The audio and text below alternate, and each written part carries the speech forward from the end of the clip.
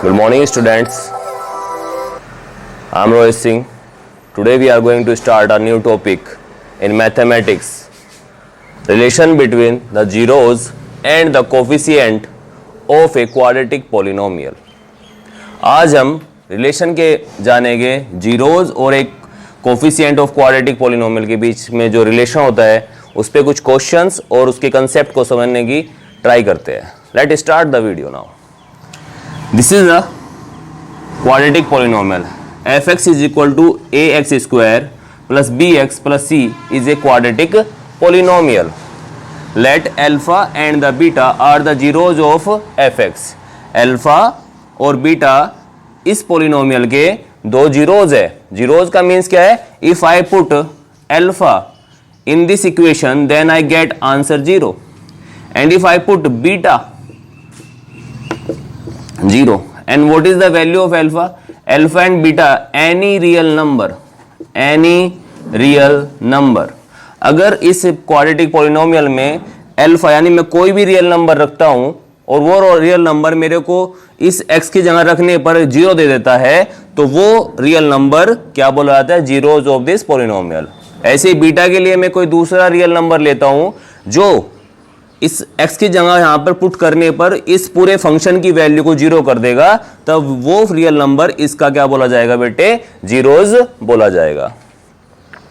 Now come to the main point. Relation between zeros and the coefficient. First relation sum of zeros. Zeros को बेटे roots भी बोल देते हैं. Sum of zeros and roots. What is the formula? Minus coefficient of x upon coefficient of x square. इधर आपने x square का coefficient क्या है बेटा? ये है कोफिशिएंट x स्क्वायर का. ये क्या है बेटे? कोफिशिएंट x का. और ये कोफिशिएंट किसका है बेटे? ये है कांस्टेंट टर्म का कोफिशिएंट है. क्लियर है?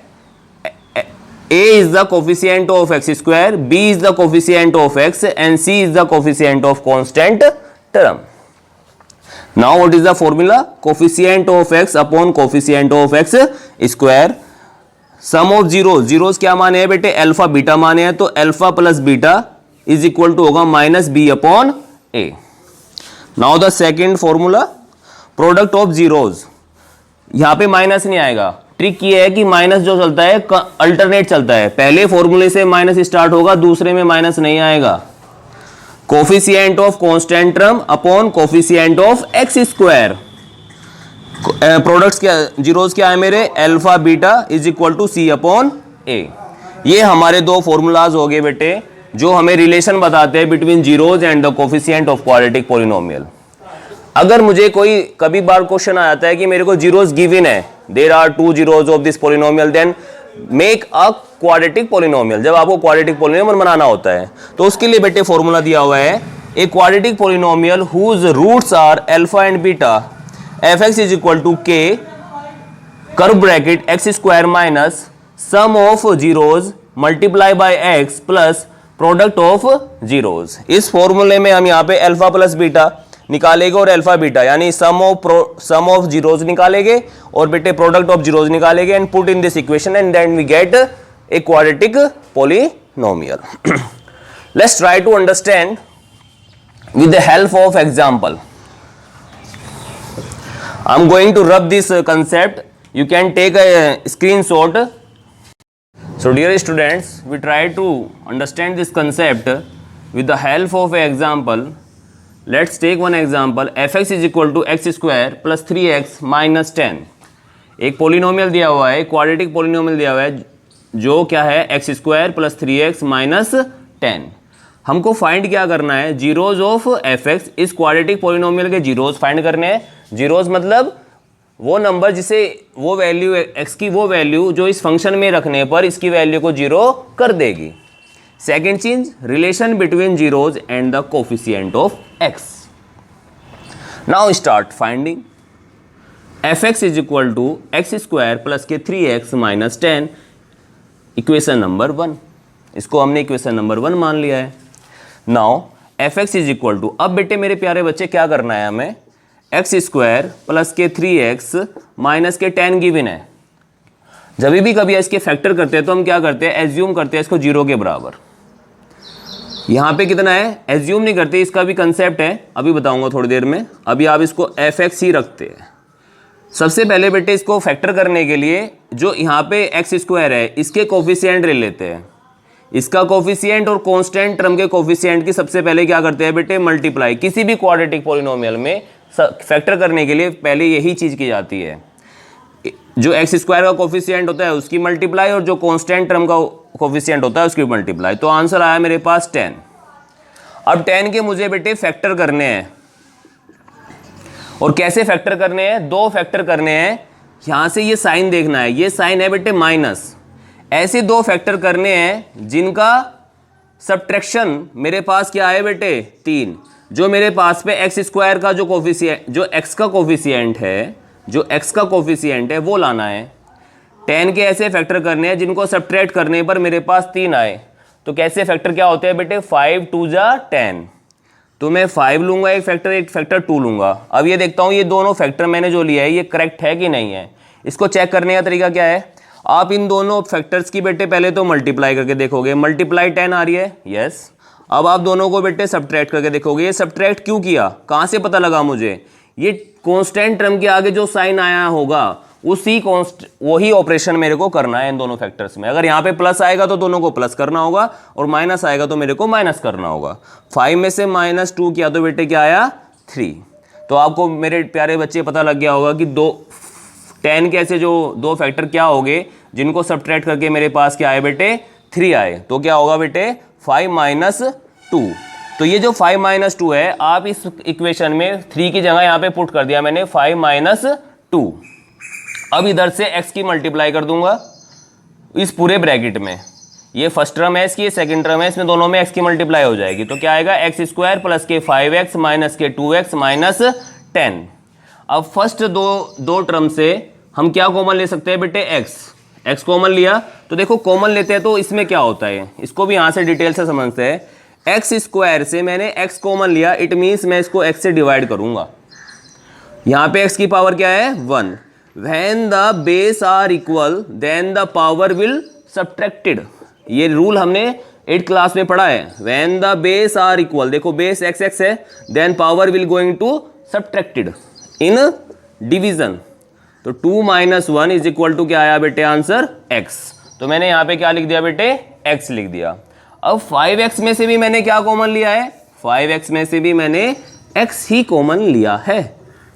यहाँ पे x की पावर क्या है, 1, x की पावर क्या है बेटे, 1। Same in division, when the base are same power will be subtracted. x की पावर 1 - 1, तो यहाँ से आंसर आता है x की पावर 0। और what is the value of 0 my dear students, 1। तो we get answer 5। Therefore x common लेने पे यहाँ पे ब्रैकेट बना बेटे x + 5। अब ये मेरे पास में एक दिया हुआ है, इसको मैंने कॉमन लेना है। यहाँ से मैंने एक तो माइनस कॉमन लिया, तो माइनस जब कॉमन लूंगा दोनों ही टर्म मेरे पास में क्या हो जाएगी बेटे, प्लस हो जाएगी। अब ये सोचना है इन दोनों टर्म से हम क्या कॉमन ले सकते हैं। देखो 2 के टेबल में 10 आता है तो 2 ही कॉमन आ सकता है यहाँ से। तो मैंने 2 कॉमन ले लिया। 2 कॉमन लेने का मतलब क्या है, 2x को डिवाइड करूंगा मैं किससे, 2 से, और 10 को डिवाइड करूंगा किससे बेटा, 2 से। 2 1 जा 2, 2 5 जा 10। आंसर क्या आता है हमारे पास में, -2x + 5। यही आंसर मैंने लिखा हुआ है यहाँ पे, -2x + 5। अब इस पूरे ब्रैकेट से क्या कॉमन आता है, देखो दोबारा से समझो इसे अच्छे से। अब हमारे पास एक लाइन बनी 5x माइनस के 2x + 5। अब इसमें दो टर्म्स होगी, फर्स्ट टर्म और सेकंड टर्म। इन दोनों टर्म से जो आपको कॉमन चीज दिख रही है वो लेनी है कॉमन। x + 5 का ब्रैकेट यहाँ भी है, x + 5 का ब्रैकेट हेयर भी है, ठीक है ना। यानी ये दोनों हम कॉमन ले सकते हैं। अब मैंने x + 5 कॉमन ले लिया। क्या मतलब है कॉमन लेने का कि x × x + 5 से क्या कॉमन लिया मैंने, x + 5। जो कॉमन लिया उससे मैं डिवाइड कर दूंगा। माइनस के 2x + 5 से मैंने क्या कॉमन लिया, x + 5।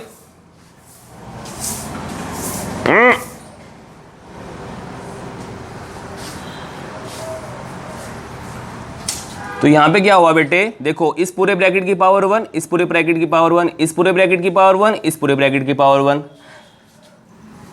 When the base are same in division, then power will going to be subtracted. तो क्या होगा बेटे,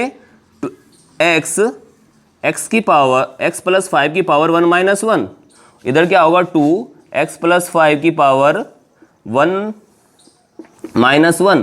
तो यहाँ से बना x प्लस 5 की पावर 0 माइनस 2 x प्लस 5 की पावर 0. और इस पावर की 0 का वैल्यू क्या होती है बेटे 1. इसकी वैल्यू यहाँ पे 1 हो जाएगी, इसकी वैल्यू इधर भी 1 हो जाएगी. तो क्या आंसर आएगा, x प्लस 5 x माइनस 2. ये मेरे पास में आंसर आया. देखो यही आंसर मेरे पास आया है. मैंने आपको ये फैक्टराइजेशन पूरी डिटेल से स्टेप बाय स्टेप साइड में करके दिखाया है. इसको आप बार बार रिपीट करके देख सकते हैं और समझने का ट्राई कर सकते हैं. यही कंसेप्ट होता है किसी को फैक्टराइज करने का, और इसी में हम बहुत बार गलतियां करते हैं. तो प्लीज़ माय डियर स्टूडेंट्स, आप इस फैक्टराइजेशन के मेथड को बार बार रिपीट करके देखें. अब हमें क्या करना है, अब हमारे पास आया f(x) is equal to x plus 5 and x minus 2. There are two, हमारे पास दो चीज़ें आ गई है. x plus 5 x minus 2 are the factor of fx. ये fx के फैक्टर हो गए, मतलब fx को डिवाइड करेंगे कब, जब fx इज इक्वल टू क्या हो जाएगा बेटे 0. और fx की वैल्यू क्या है यहाँ से, x plus 5 and x minus 2 is equal to 0. अब यहाँ से दो कंडीशन बन सकती है, या तो x प्लस 5 0 रहा होगा या x माइनस 2 0 रहा होगा. प्लस 5 जब बराबर के इधर जाएगा तो बेटे माइनस का हो जाएगा, तो माइनस के 5 आ जाएगा. और ये माइनस के 2 जब इधर जाएगा तो क्या आ जाएगा बेटे 2 आ जाएगा. तो मेरे पास में हम एज्यूम कर सकते हैं, मैं इसको अल्फ़ा मान लूँ और मैं इसको क्या मान लूँ बेटे बीटा मान लूँ, मेरी मर्जी है ना. या मैं इसको बेटे बीटा मान लूँ और ये मैं इसको क्या मान लूँ अल्फ़ा. तो ये मेरे पास में क्या आ जाएगा बेटे, 2 जीरोज आ जाएंगे. अच्छा, आपको यकीन नहीं आता कि 2 जीरोज है ये. अब इसको हम पुट करके देखते हैं. देखो ट्राई, हमको क्या फंक्शन दिया होता है बेटे, f(x) is equal to x square plus के 3x माइनस के 0. अब मेरे पास में एक जीरोस क्या है, x बराबर माइनस 5 है ना, इसमें पुट कर दो. Put x is equal to minus 5, यहाँ पे पुट करोगे तो बेटे जहाँ भी x है वहीं पे माइनस 5 पुट करना है. माइनस 5 का square plus 3 multiply minus 5 minus 10. तो 5 का स्क्वायर क्या हो जाएगा बेटे 25. स्क्वायर में माइनस साइन गायब हो जाता है, प्लस माइनस माइनस 15 और माइनस के 10. अब क्या होगा बेटे, यहाँ इन दोनों से माइनस कॉमन आ जाएगा, अंदर ब्रैकेट बनेगा 15 plus 10, 25 minus 25 is equal to 0. देखो माय डियर स्टूडेंट्स, x बराबर माइनस 5 रखने पर पूरे फंक्शन की वैल्यू जीरोज आ गई है, इसलिए माइनस 5 इज द रूट या zeros of this given polynomial. दोबारा चेक करते हैं बेटे, दूसरा भी हमारे पास एक फैक्टर आया है.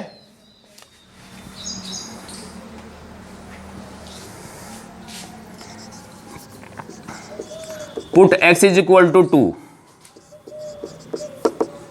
अब यहां पे 2 रखोगे तो बेटे 2 का square plus 3 into 2 minus 2, 4 plus 6 minus 10, इन दोनों को ऐड करोगे तो बेटे 10 माइनस 10 इज इक्वल टू 0.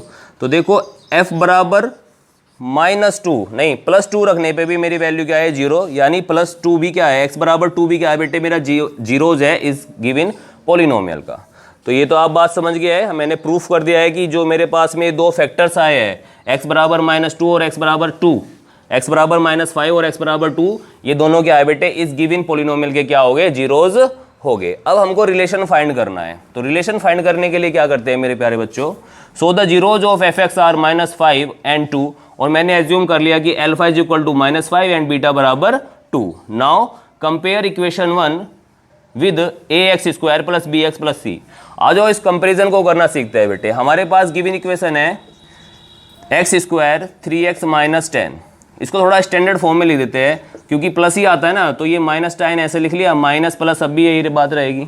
अब इसकी कंपैरिजन करनी है ax स्क्वायर प्लस के bx प्लस के c. आप एग्जाम में नहीं करोगे ऐसे, ये आपका रफ काम है, जब आप इनिशियली सीख रहे हो तभी कर सकते हैं ऐसा. यहाँ पे देखो एक्स स्क्वायर लिखा हुआ है, यहाँ पे ए लिखा हुआ है, इधर क्या लिखा हुआ है बेटे 1, तो ए इज इक्वल टू क्या आ जाएगा 1। Comparing the coefficient of each term, क्या लिखते हैं बेटे, comparing the coefficient of each term, comparing the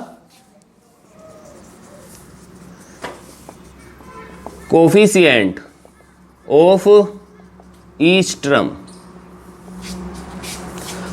x लिखा हुआ है बेटे, यहाँ पे x का कोफिशिएंट क्या है b, इधर x का कोफिशिएंट क्या है 3, तो b इज इक्वल टू क्या आ जाएगा बेटा 3।